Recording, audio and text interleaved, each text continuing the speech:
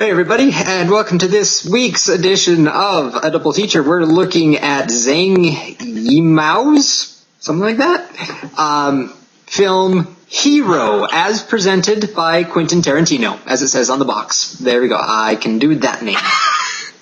Also starring Jet Li, there's our big main name. I can do that name as well. Jet Li plays our nameless assassin, out to assassinate the first soon-to-be emperor of China. Anyway, fascinating film, beautifully shot, great cinematography, ended up winning some awards for it. So, with that out of the way, let's get into our discussion of it. Thane. So, in your review, you are likening this to Rashomon because yes. It's different perspectives. I liked that. Yeah. One of the things that intrigued me, especially as we're getting close to the end of the film, is that Nameless. He starts to tell his story, supposedly the truth, over again, but even his retelling of the truth, as he's retelling it, he's altering the truth, whatever that may be, as the emperor sort of catches him and says, no, you're lying at that point in time. So if he's lied once, if the future emperor has given his version of how things played out, and now he's giving the truth, why do you think Nameless still tries to lie or manipulate the truth a little bit upon his final retelling? Sure.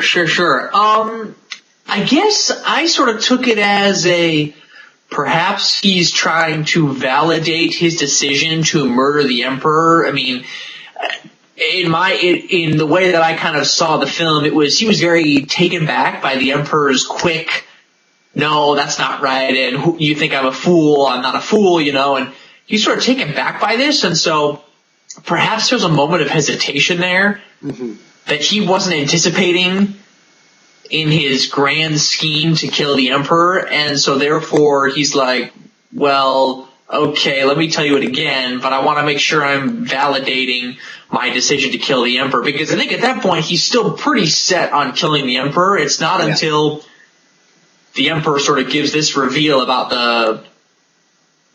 the symbol, or I guess the kanji, maybe this, I guess I don't know if the Chinese, the calligraphy on the big banner. Once the emperor says that, then I think he changes his mind. But until that time, I think he's still really committed to his cause. Yeah. Do you think, with that said, do you think the emperor, in engaging in all of these wars straight from the beginning, was doing it with the intent to unify all of the kingdoms and bring peace?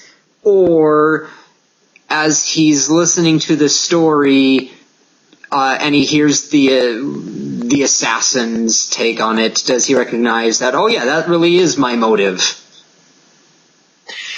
Yes, the second part for sure. I think in the beginning of the film we find a king who is maybe just trying to protect his kingdom, his domain, and then as sort of the story unfolds and we get to see the different sides, the different pieces, he realizes, oh, sword is right. That is what I'm trying to do. I am trying to unify this nation. Interesting. But I have no proof of that, like I said. And I thought it was like Rashomon. I mean, it is a tad different in that Rashomon, the ending is extremely ambiguous and we really have no idea who's telling the truth, but Hero does give us some sort of resolution about kind of what the truth is, and so that is helpful, but I also thought there were some things that were left ambiguous, moments like, the king's motive, as you suggested. But I also thought another interesting idea was Sword. He is a character that really interested me. Yeah. I almost felt like he was this guy who, he's this legendary assassin. He's renowned throughout the entire country. And yet he almost sacrifices his reputation as a perfect marksman, as this amazing assassin, to hold true to his truth. And it's almost a truth that nobody recognizes except for him. Not even this future emperor recognizes it until he's dead. Well, I guess when he died, we're not really sure whether it was before or after or during this whole ordeal. I'm not sure when he exactly died. But I just wonder if, and I would love your thought on this, do you think this was, how do I want to say this?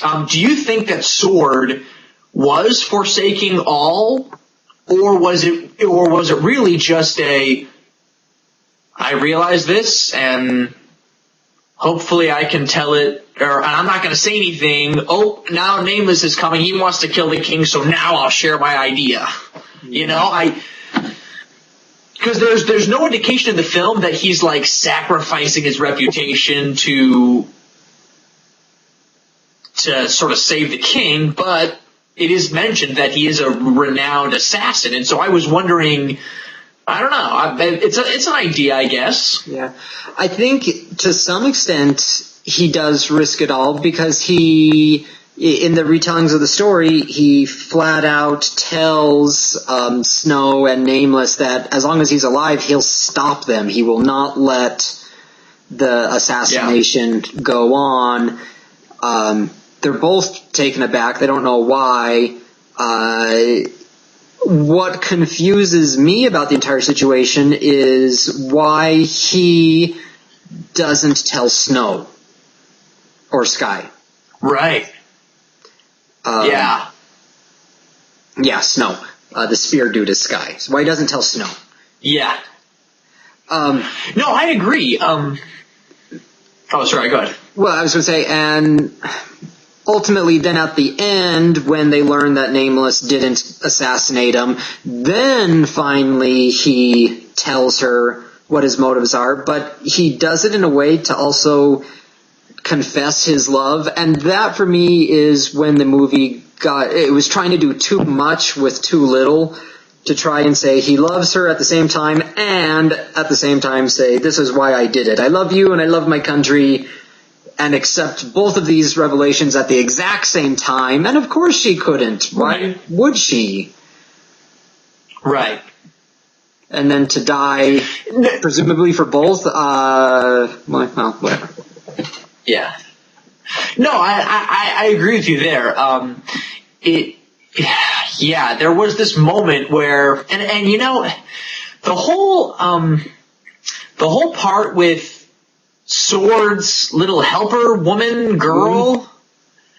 Moon, her role in all this was extremely confusing as well. I didn't understand if she was in on it the whole time, or if she's just defending her master's honor, or, I didn't get that, but regardless of that, you're right. It was confusing why he wouldn't confide in Snow, especially when he proclaims his love for her at the end. I thought, okay, well, if you loved her, then why wasn't she a part of this plan, and why didn't you at least tell maybe her he did try to, a long time ago? Right.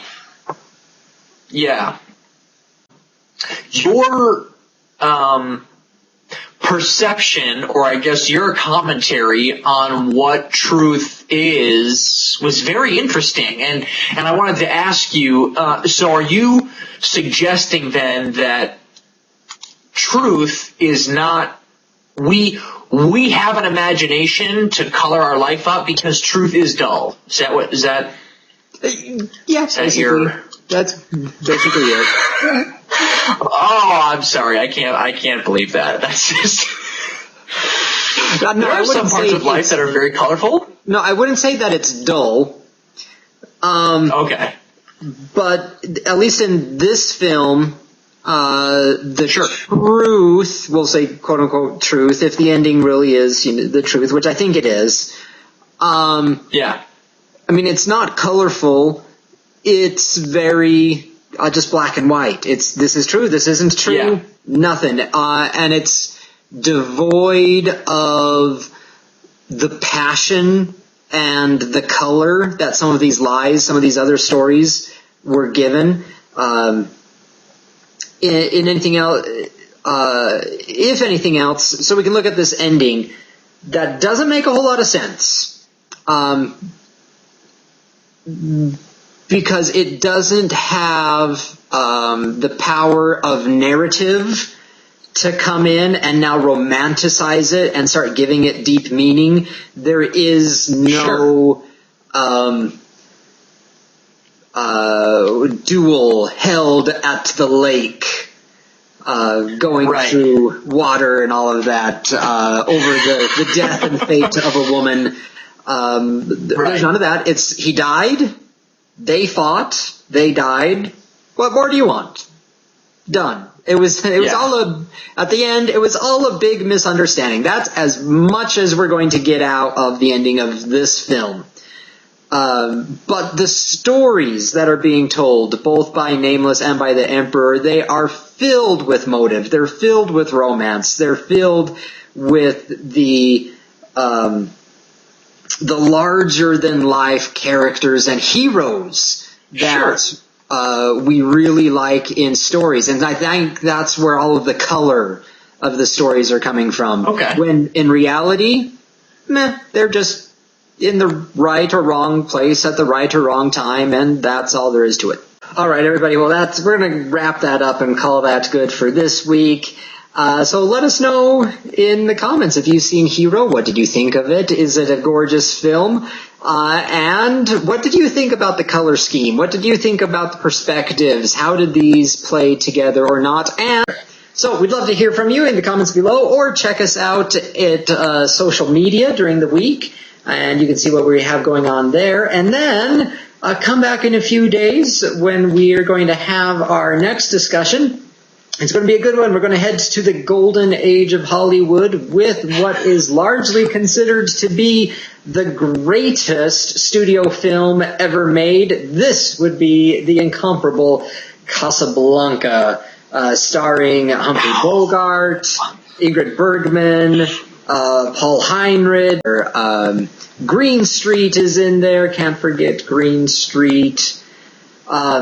And just Claude Rains, Peter Lorre, just a who's who of character actors and leading actors in the Hollywood system.